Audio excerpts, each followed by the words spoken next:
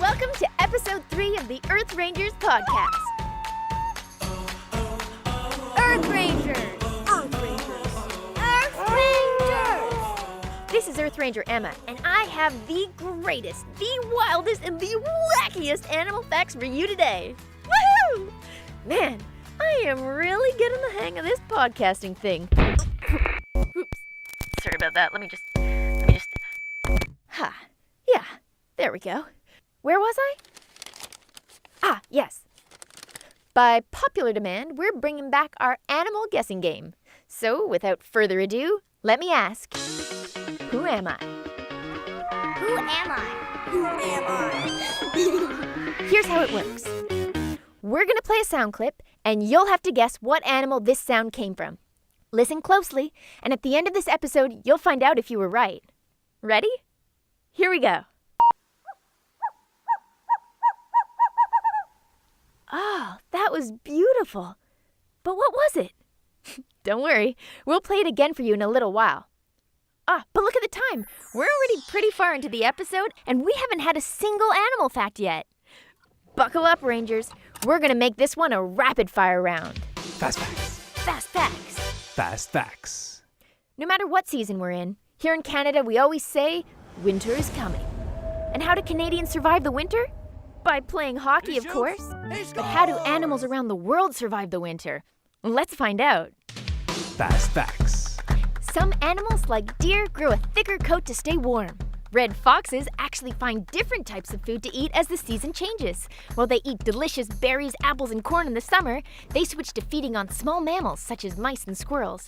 They even eat insects like caterpillars and crickets. Yuck! Some animals, like chipmunks and bears, hibernate. Emperor penguins, who have to sit on their eggs for 3 months of the winter, depend on their reserves of blubber to survive. Many birds migrate south to areas with warmer weather. Cold-blooded animals like turtles find a spot to hide and go dormant for the winter, which means that growth, development, and physical activity are temporarily stopped. Squirrels nap and snack their way through winter. They spend the coldest part sleeping, but will come out on warmer days to gather the food they stored back in the fall. Thank you. You know, migrating to warmer areas sounds like a really nice way to spend the winter. But in reality, I'm probably more of a nap and snacker.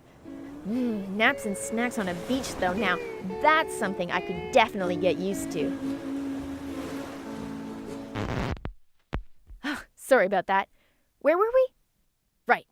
So, one of the things we heard was hibernation. What's the deal with that anyways? Is it like a 4-month power nap? Does it really mean that animals can sleep through the entire winter? And what actually happens to an animal's body when it's hibernating? Let's try and find out. Animal Investigation Squad. Animal Investigation Squad. We asked some members of the Eco Club at St. Patrick's Secondary School in Bridgenorth, Ontario, what they know about hibernation. So hibernation is when certain animals go to sleep during the winter. So they sleep throughout the whole winter time? Like squirrels or bears or like gophers. Because they can't fly south, so it's just better to hide. I'm not really sure, but they find warm places. Well, they have their cave and they also have their fur. Bears will make their own cave by digging into the dirt. They go underground? When they're done making a good comfy space, so then all the warmth will stay inside while it snows. And then they wake up in the summer. So like 2 months? No, not 2 months. 2 seasons. Yeah, 2 seasons. Thanks, guys. Did you know that bears actually have babies and nurse their young during hibernation?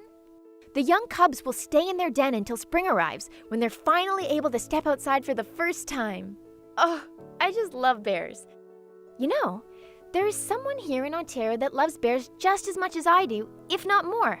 In fact, he's made it his mission to promote understanding and respect for the bear family. He also runs a black bear rehabilitation facility for injured bears and orphaned cubs.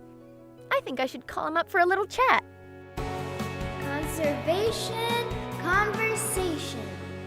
Say that 5 times fast. Conservation conversation, conservation conversation, I can't get through it.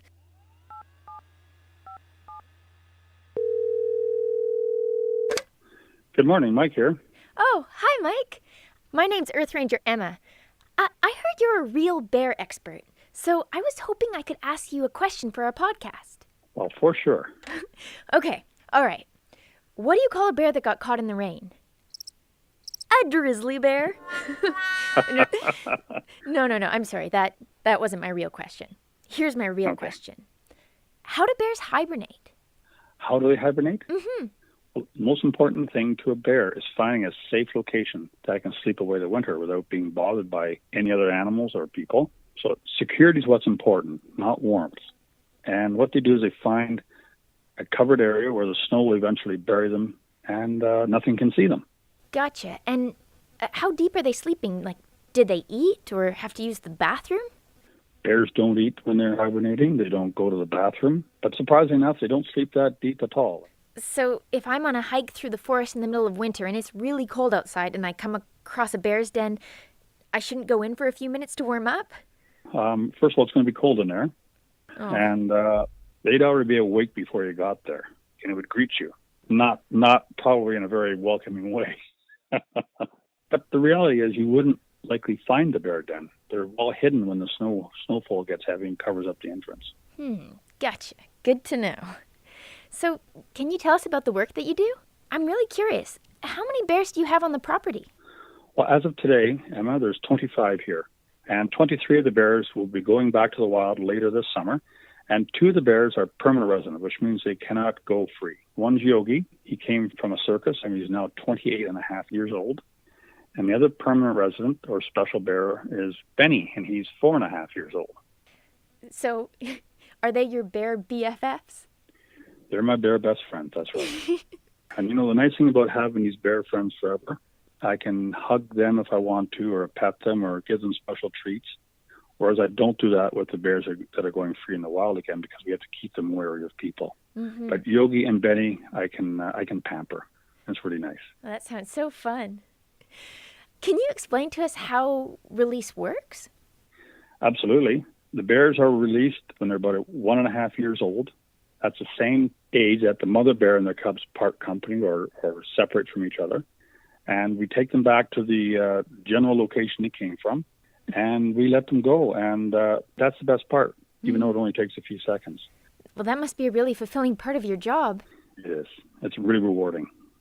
Well, and this afternoon I'm going to go and take a few bears back to the wild. Would you like to come up and go with me on a bear release, Emma? Oh, absolutely. I'll be there in a minute. Head north for 382 kilometers. The destination is on your right. Hey, Mike! Hi, I'm here. I made it. Shall we release a few bears? Yeah, I'm ready. So, where are we going to go to set them free? Do we have to travel far? Today? Well, I saved these 2 for you. Oh, perfect. We're only driving across to the other side of the highway, to the west side of Algonquin Park. Amazing, let's go.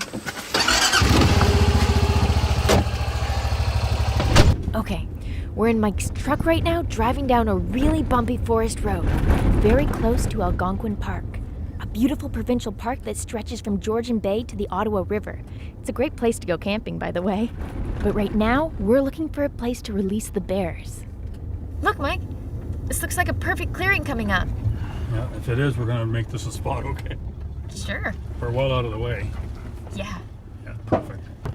All right. Okay, Mike is just scouting up the area to make sure there are no people or other bears around.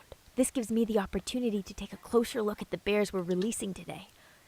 All right, we have 2 female black bear cubs. They're together in a big cage on the back of the pickup truck. They're certainly a lot bigger than I expected. Wow, just listen to them breathing. Whoa, okay.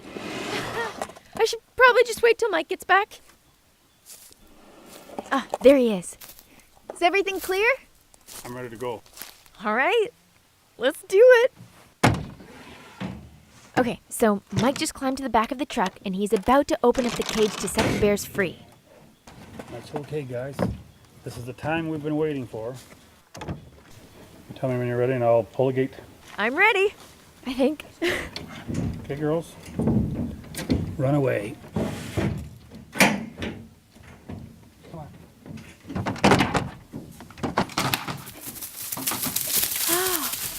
Here they go. Oh, wow. That's cool. Yeah, that was cool. Woohoo! Bye, guys! Earth Rangers! Oh, man, that was awesome. That's definitely an experience I'll never forget. I also won't forget what happened on the way home. I was just leaving the bear sanctuary when I got this weird notification. You have one new notification. GPS coordinates received from the engineer. You guys remember that mysterious Earth Ranger member, Riley, who goes by the name the Engineer? Well, I decided it was time to swing by and see what she had to show me. Oh, hello. Hi, are you Riley? Yes, Emma, is that you? Come, I can show you upstairs. Okay. So I got to her house where she invited me in and brought me up to her room to show me exactly why she had been trying to get in touch with me. Okay, this is my lab. Oh, wow. What is this? And that's what you're about to find out after this brief message. Attention everyone, this is Captain Conservation. Since you are all listening to this podcast, I can only assume that you have already subscribed to us on Apple Podcasts. Good, but we need you to spread the word. Tell a friend. No, actually tell all your friends about the Earth Rangers podcast. And tell your teachers too. They might even learn a fact or two themselves. And you, parents, yoo-hoo! Yes, you, Mom or Dad. Tell your friends or colleagues at work. And if you could, leave a review. 5 stars. That would be great too. Okay, back to Earth Ranger Emma. So here we are, in the engineer's lab. Okay, what is all this? This is my spectral anthrolingualization processor. You're what now? I just call it the device. Basically, it paraphrases faunal auditory transmissions and parlances them into hominid cognizance. Wait, it does what now? It's a machine that lets you talk to animals. What? That's unbelievable. Yes, except it doesn't quite work yet. Oh. The mainframe is complete and all the parameters are set, but my problem is I need to populate data to verify the algorithms. And that means? Basically, I need 2 things. I need audio recordings of people impersonating animals in order to reverse engineer the way humans parse animal languages, and then I need to play the sound for a real animal to see if they understand. But my mom won't let me have any pets in the house. Well, aside from my pet Rock. But he doesn't talk a lot, so that's why I need your help. Well, actually, I see a bunch of animals every day. The Earth Rangers Animal Ambassadors, who are part of our live animal school presentation. I can totally try the device with some of them. Oh, and maybe I can ask our listeners to send in their best animal impersonation. Yes, that would work. So let me tell you what you need to do. First, the flux compensator always needs to after a long explanation, Riley packed up the machine, and now I have it sitting here at my desk right next to me, ready to be tested during the next episode. But as you heard, I need your help. Send us your best impersonation of an animal call. Could be a lion, a monkey, an eagle, or a seal. Just use the voice recorder on your phone and ask your parents to email it to us at podcast@earthrangers.com. And if that doesn't work, just use the voice recorder at earthrangers.com/podcast. Hey, speaking of animal calls, I almost forgot about today's animal guessing game. Who am I? So, in the beginning of this show, we heard a special animal sound. And I wonder who already knows which animal it is we're looking for. Let me play the clip one more time. Ready? Here we go. Now, let me give you a little hint. This animal is part of a species that is well known for seeing and hunting in the dark, like the bats we learned about in the last episode. Ready to guess?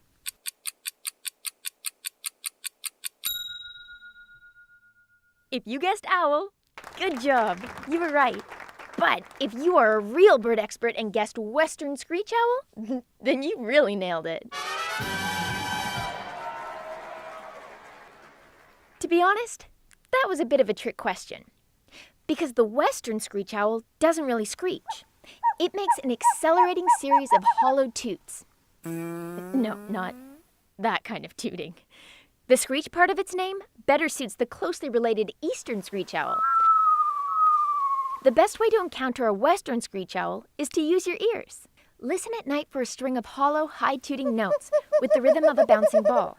You might hear them in or near towns, and these owls are vocal for much of the year. During the daytime, they're hard to spot, but there is a telltale sign that an owl may be nearby. They often get bothered by songbirds that form mobbing groups to get the owl to move away.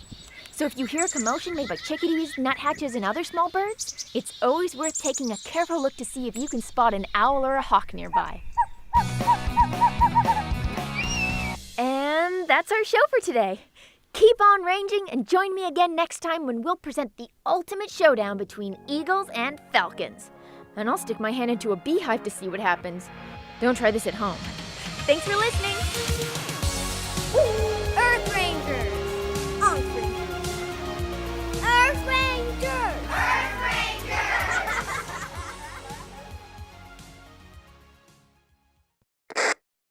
Buckled up. Let's do that again. Buckle. And how do kids come out on warmer days to gather the food they red foxes. Conservation, conversation, conservation, conversation, conversation, conservation, conversation, conservation, conversation, conservation, conversation. Nailed it.